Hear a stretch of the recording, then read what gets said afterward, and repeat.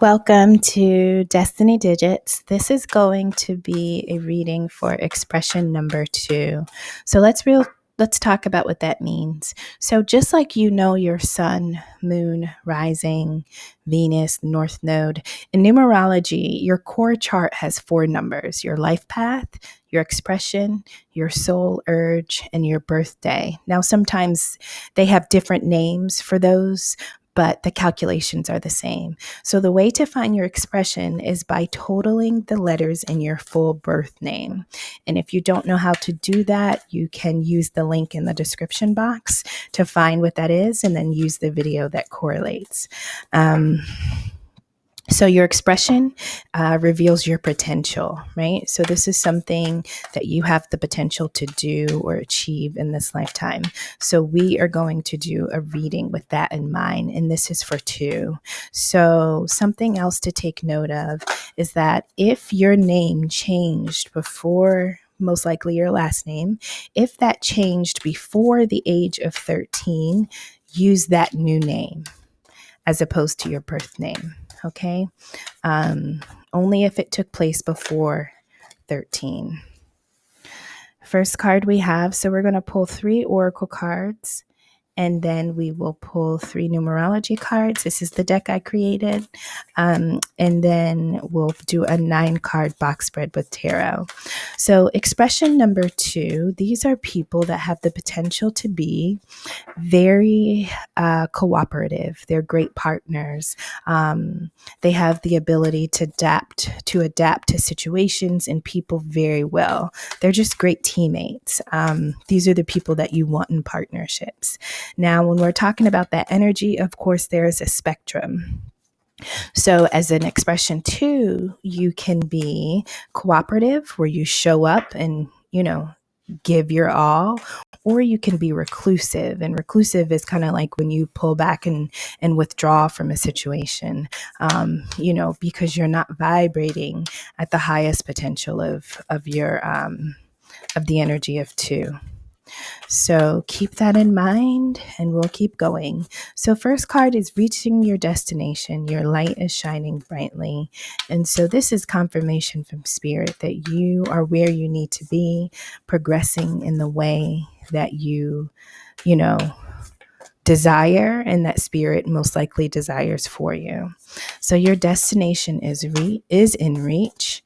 And if you were concerned or fearful that you were not receiving that confirmation, Spirit is saying that continue, no matter what it looks like around you. Keep progressing. You're exactly where you need to be. Next card we have is view from above, get the big picture. So sometimes when we're involved in life, we can get caught up in these situations that kind of zap our energy, and, they kind of, put a layer of fog over our vision. And so Spirit is asking you to kind of zone out a little bit so that you can see the bigger version of what's happening, and so that you don't get too sucked up into those mini moments. There's something greater taking place, and that perspective is going to be more beneficial than for you to kind of be staying in the energy of all those details, arguments, whatever it is. Spirit says something bigger is at play, and they need you to look at it from a higher view. We'll get one more, and then we'll take note of the card on the bottom of the deck. We have rainbow blessings. It says blessings are showering your life. And at the bottom, it says joy and delight. Open your heart to joy. So let's go ahead. So we were talking about the view from above, seeing the bigger picture. And then, Spirit tells you that blessings they're all around you. So it's also important to have a broader view, because blessings happen. Some blessings may seem minuscule and some may be mighty, but nonetheless, they're blessings. And even the tiny ones add up to be something greater. And so, another reason why your perspective should be expanded is so that you don't miss the beauty that's taking place in your own life. Next to view from above, get the big picture, we have influential and boss status. Next to rainbow blessings, we have successful and leader. At the bottom of this deck, we have overly talkative or critical. Okay. Now let's do our 9-card box spread. And the first card we pull is going to be the center card that kind of sets us up for the rest of the 8 cards. So we have 3 of Pentacles. And I see this card as somebody that is willing to take a risk in doing what they love. 3 is a number of joy and creativity and, being very artistic, just knowing yourself, knowing your gifts, pursuing them. Without fear, doing what you love because it gives you joy, not necessarily because others understand it. In front of the 3 of Pentacles, we have the 2 of Cups. This is about, 2 people offering their heart to one another in a way that seems to be fair, balanced, and just very aligned. Sometimes I've heard that this could be the soulmate card. This could, and this doesn't have to be about love, especially if this is not love for you. This could be pursuing something you love, offering yourself to something that gives you that other cup. So if you present your cup to a passion of yours, in return, it feels like you are being fulfilled. After this 3 of Pentacles, we have the 9 of Pentacles. So this is about independence, being stable, being able to manifest and accumulate abundance all on your own. Being able to nurture your craft and really turn it into something fruitful. Bottom, we have 4 of Wands. So this is the card of a commitment. This is the card of, establishing something stable, something that others can witness, others can see. This is securing some type of bond, some type of connection. Next to that, we have the 5 of Cups. So this is a card that talks about grief of some kind. It talks about, something that we have lost, and we are kind of in this space of mourning. And this could have been some type of emotional loss, especially when we're talking about cups. But unfortunately, this 5 of Cups energy can be tricky because 5 is a number of change, right? And in order to change, sometimes things need to be left behind so something new can be embraced. And so in this image, we have 3 cups spilled over, and behind the subject, we have 2 cups still standing that could have a potential or opportunity, to be fruitful. But as long as our back is to them, we are not acknowledging the possibility that they might offer us. Now, next to this 5 of Cups, we have the 4 of Cups. And this is like, not being content, not being satisfied, not being fulfilled with something that you were engaged in. It's just not enough. But it hasn't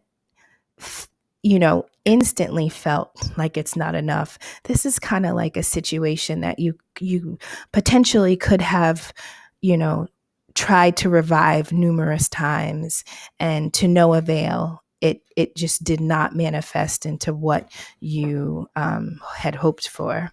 At the bottom of the deck, we have the Knight of Wands. And so when reading, I typically will start with the middle row that talks about our current reality. The bottom row talks about where we came from, the baggage we brought into this reality, or something in our subconscious that lies dormant, that at times could be hidden from us. And then the top row talks about what we are being pushed to consider, pushed to think about, or just what spirit would like us to kind of ascend to once we progress through these situations. So the center row is the view from above, get the bigger picture. And then we have influential and boss status. And so, for somebody to pursue something that really brings love to their life because they're doing what they love, that in itself is influential because energy is contagious. And when you are operating in a craft that is unique to you, when you are using your creativity to generate collaboration, feedback, and when you are being noticed by others because of how you show up in your life and how you chase the things you love, that is essentially an influencer. And then we have boss status. And so by doing what you love, you pull in that energy to you, and you progress from the 3 to the 9, which means that you are able to do what you love consistently because there is possibly a financial gain that has come out of you pursuing that passion of yours. So 2 of Cups, we talked about this could kind of be a soulmate card. This is 2 minds meeting. And remember, this doesn't have to be a relationship. This could just be you finding, your soul tribe, or you finding your niche, you finding something that sparks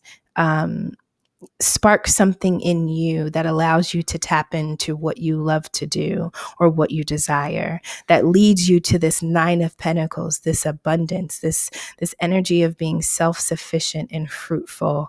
And the 9 comes before the 10, and the 10 is about, having a group, a family that is abundant to the point of leaving behind plenty for the lives that come after, leaving a legacy.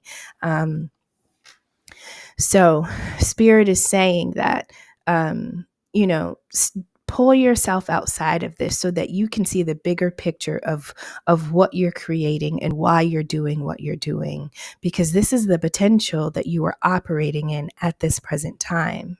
Now, prior to this, we have rainbow blessings. Blessings are showering your life. And then we have successful leader. So here's that commitment. So 4s are 4 of Wands. This is about,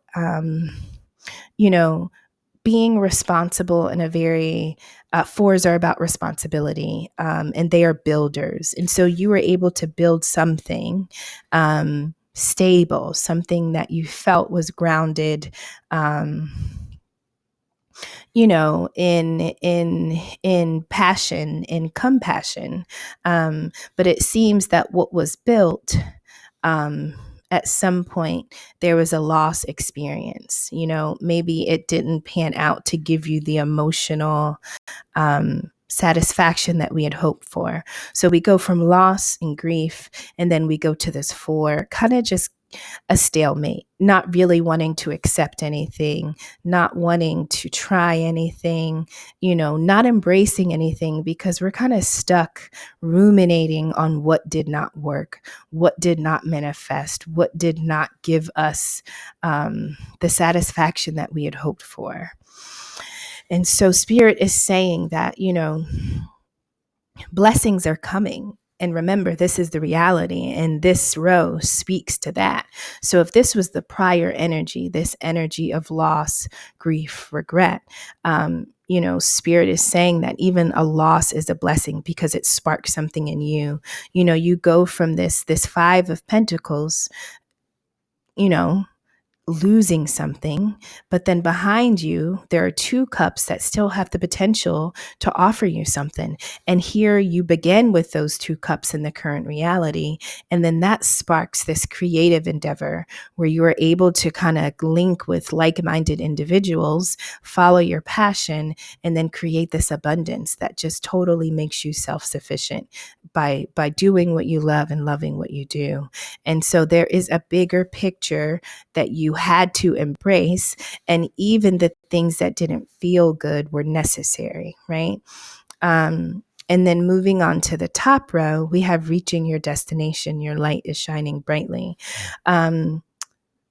The numerology energies are low vibrations of 8, greedy, insensitive, and workaholic. Now, this could be an energy that you were carrying, or this could be an energy that you were up against. Above this Two of Cups, we have a Four of Swords. So Four of Swords is, it looks like just being extremely uncomfortable, not being able to rectify something that has taken place in your life. And, you're attempting to put it at rest, but it's just, it's troubling you. It's troubling you. And so, if something in the past that you engaged in or that you thought was going to be satisfactory, but it turned out, to plague you, or maybe you're worried, or maybe you feel like, am I on the right path? Am I accepting this cup? Am I pursuing? Am I doing what I'm called to do? You could have the fears. Am I being insensitive? Am I being greedy with my energy? These are all questions that could be going through your mind. Right before you get to the Four of Swords, you have the Three of Swords, and that's that heartbreak energy. And so the Four is about kind of putting the heartbreak to rest, and then using that last sword to kind of cut through the things that are still unclear to you, right? In order to stabilize yourself and to see things clearly.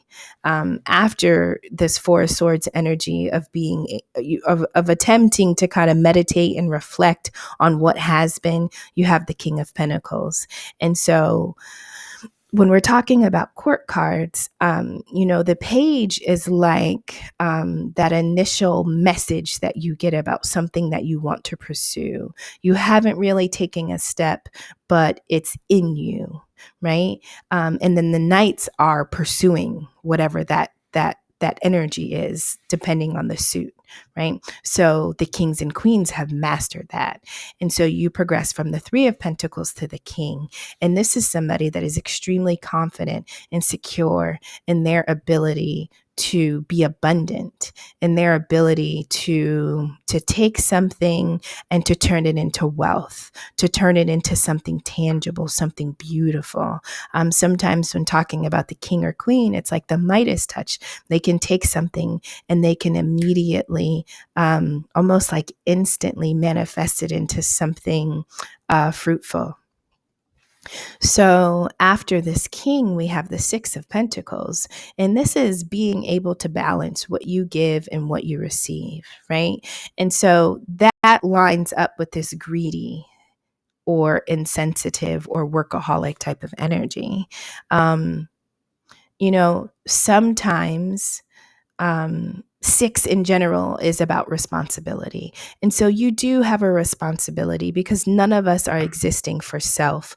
We are all here because we have something to offer others. But we have to be mindful of the boundaries that we set when giving our energy, and then also in taking and in what we take from others. And so this is about balancing the practical, tangible things in life. And this is something that the King has mastered. But if understanding that you have a gift, if understanding that you possess something, and now you have to understand, well, how does everybody else work into what I have created? What am I required to give? What am I obligated to give? What can I hold back? Am I too focused on the material satisfaction of this venture? Am I too wrapped up on that? Or because I have become abundant, am I responsible to give to others? Like what responsibility does this carry for me now that I've acquired whatever it is, I have achieved? What does that mean for me and others? And so, being a workaholic, when it's when you are doing what you are passionately called to do, it will never feel like work. And the beautiful thing is that if your passion turns into something that can support you financially, I mean, I think that's what many desire. And so there will be a balance that is required of you, understanding when to hold and when to give, and also understanding, when you are too far into the pentacle, the energy of the pentacles, where that kind of dominates all aspects of self. And so the Four of Swords is saying that through reflection and meditation, you will be able to sort out the energies of greed, the energies of over exerting yourself through work, and understanding. Sometimes people may label you as being insensitive, or sometimes people just naturally think that if you have, then you must give. And there are ways to give of yourself and of your resources. But when you are true to you, and when you are operating from a pure space, only you can define when those times are. You can't be pushed into that space.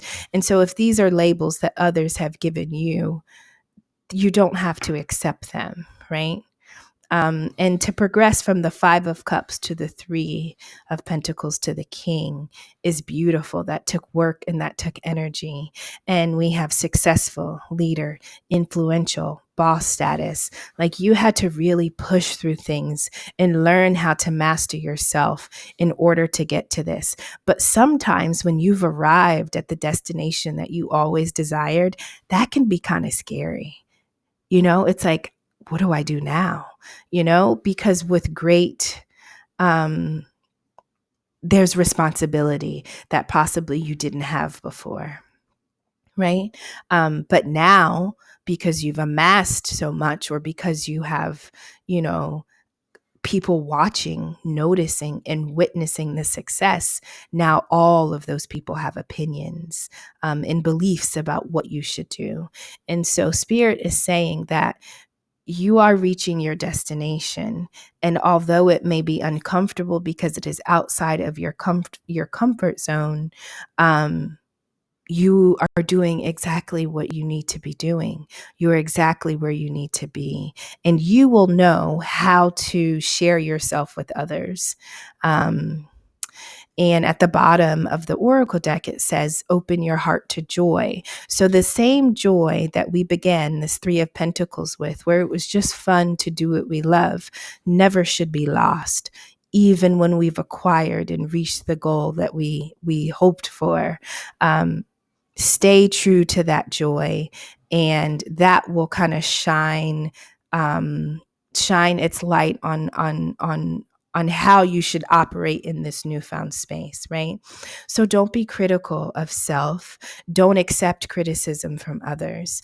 At the bottom of this deck for tarot, we have the Knight of Wands, and this is like boldly pursuing your passion without fear and in total confidence. So Spirit is saying, keep going forward, but do so with passion and compassion for yourself and your craft. Okay, and this is the potential that is available to you for the expression number 2s. Thank you for visiting, and I hope that this was useful in some way. Take care.